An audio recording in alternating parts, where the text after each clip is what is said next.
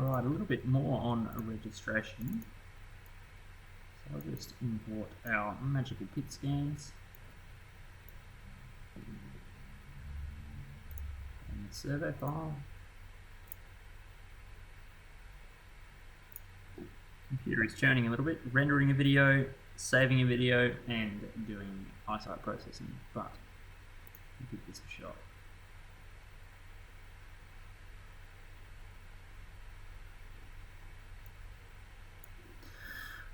Right, so just to re-jog bit of memory, first couple of scans we did something different. Rather than using the compass as the back sight, we used a method where you drive forward a couple of meters after restoring a backside point. So when I've got them on the screen, I'll explain that's what. So I'll just load everything on. It's currently free floating with not very good coordinates, and I will register by name. If memory serves correct, we had one scan missing a coordinate. Cool, so no location point V7. So I'll just throw that under images to keep separate. Now if I look at just these three scans where I've got V1, BS1, you can see here, just colour all of them different colours.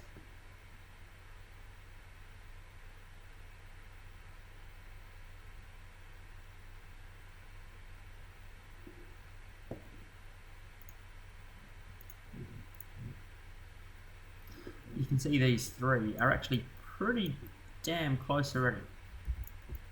Like it's the angular deviation is not significant compared to say compass. If I load in our three that have compass, you can see that they're sort of higgledy-piggledy, you know, all over the place. It's pretty unreal.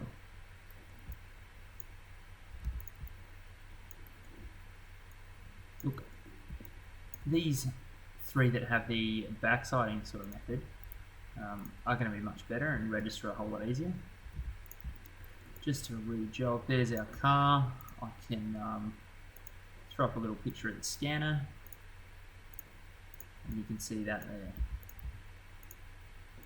Right, middle picture of the scanner. We mounted it facing backwards, so if you're following any vehicles that have, you know, dust and crap and water flying up behind them, it's quite handy. If you had it facing forwards, you would do the opposite, take the scan and then take a backside point. Throw my survey points on screen. You can see here, the scan is currently mounted facing backwards on the vehicle. What we did, we took a survey coordinate before we scanned, in this position here, BS3, and then drove forwards to our scan position, keeping a reasonably straight line. Doesn't need to be perfect. Again, we're just trying to get them close for the rest of the software to do its work. But if they're not close, it needs to think harder, which takes too long. So if you can, take a coordinate and drive forward. If you had your GPS linked into your scanner, you wouldn't need to worry about that. It would do it automatically. So just throw everything on screen. And this being a pit model, one of the things we found was you guys were doing quite a small range filter, like 30 meters. I'm going to rip this out to 200 meters. Global registration, throw everything in, and go for gold. And you should see this works pretty bloody well. So yeah, might need to run it again.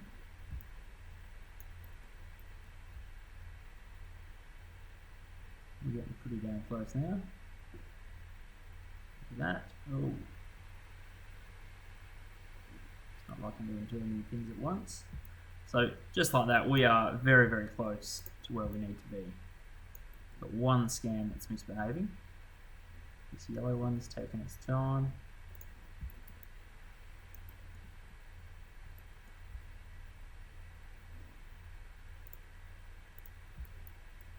I cropped out just the pit, I reckon I'm going to be clicking. But there we go. So the key thing is getting that really bad rough compass orientation, you know, thrown out and corrected. Another thing we could have done I'll just filter show all, register by name to remove anything you've done. He's loading some existing data in this area, whether it's a pit or some walls or, hey, you know, dumps, stockpiles, embankments or anything like that. It's all going to assist. So I'll just grab a pit model. Boom.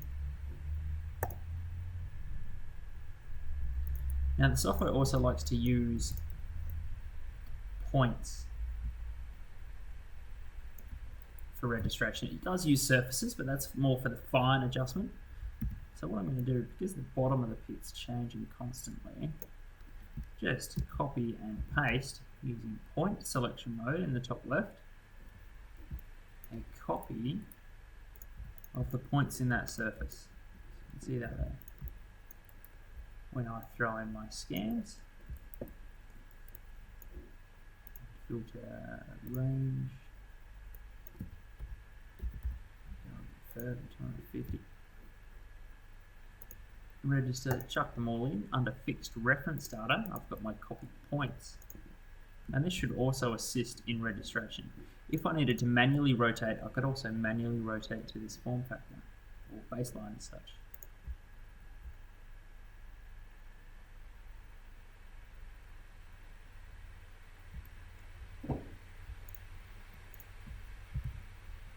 Just run a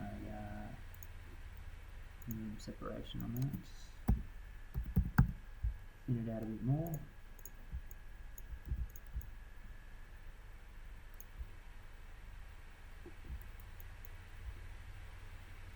Get in there. So this is really handy if you're just having a whole lot of troubles getting registered data and throw in some sort of reference. You can manually rotate your scans until they sort of line up with that, and it will make a massive difference.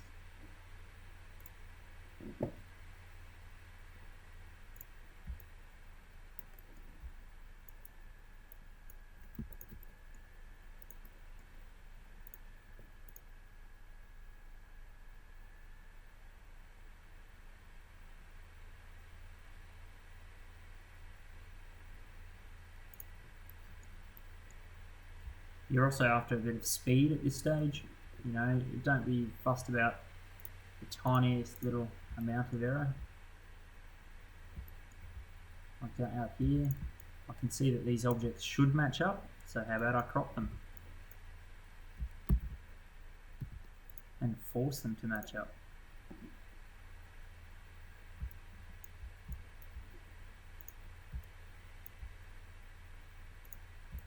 Is having a whole lot of trouble. Freehand rotation, set the center of origin to the selected scans position, middle click that blue disk, and then drag it into line.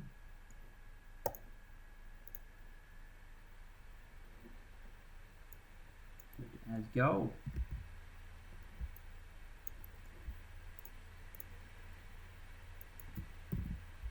So I'll decrease my range filter now. Throw everything in. Free rotation. Again, you only want to do that if your scans are not in a dead straight line.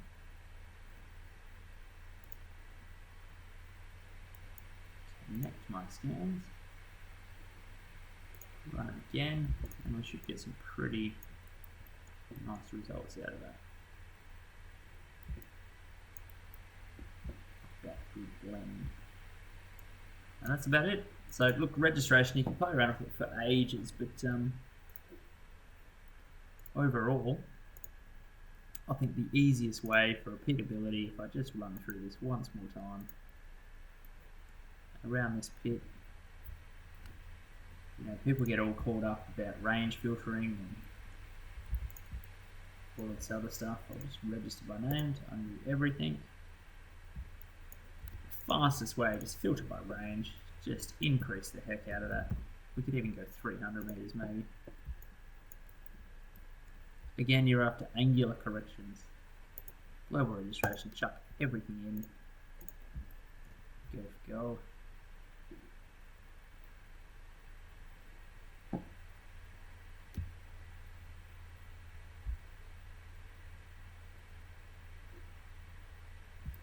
can still see I've got a bit of mismatch down there. Go again.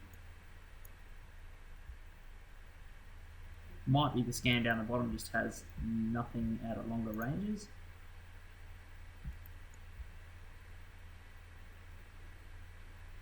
I'll go back a bit, filter range. Yeah, 150 meters now. Replace, so overwrite all old filters. Go again. Hoping that yellow scan snaps in. If it's taking sweet ass time, let's just force it over, manually rotate. No point in spending time hitting apply to fix one scan. Go again. You know, you want to bust this out in minutes, not bloody half an hour. Bob is your uncle.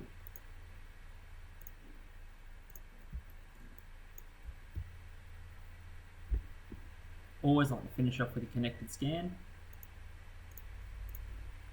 So the main difference between points and connected scans is the, I guess, search window. Points are great for large distances of error, and surfaces are really good for those really tight fine-tuning bits. So,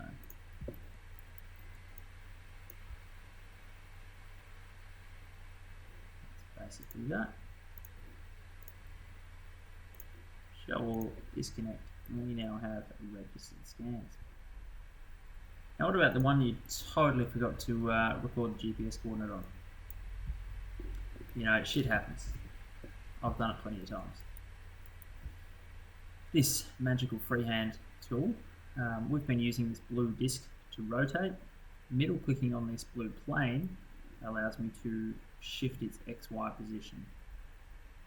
So what I'm trying to do is get one sort of corner to match up. About there.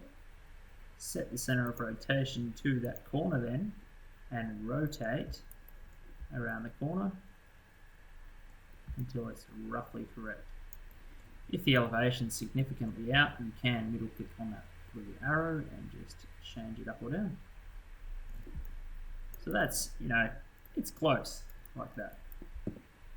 Instead of using a range filter, because I'm not sure of the filter, I might do a minimum separation here and just, maybe that's too far, thin out the points a little bit in that area.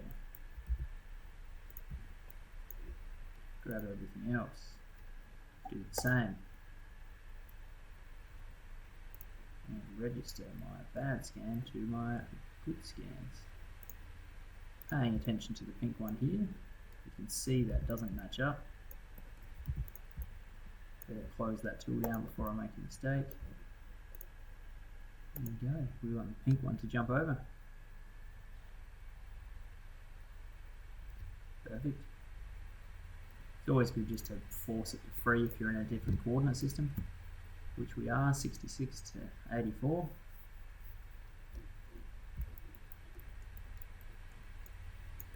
And then lastly, just remembering to connect, which requires a range filter first, replace.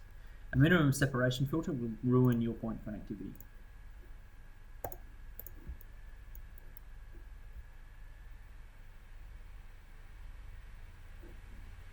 And just like that, we are done. Problematic scan, all fixed. And scans are all in the right place. Too easy. Do give me a call if you've got issues with that, or if you do have a troublesome set of scans. It should be reasonably scalable. If you are dealing with 50 to 100 scans, manually rotating all the scans, it might suck, but it may well speed up this whole global registration process significantly. If you are processing huge amounts of scans as well, sometimes it's beneficial to sort of process them in stages, so batches of 20, but yeah, it's up to you how you want to work it. If you are doing batches, you can throw the first 20 and then the second 20 all as fixed reference data. But yeah, it'll be interesting anyway.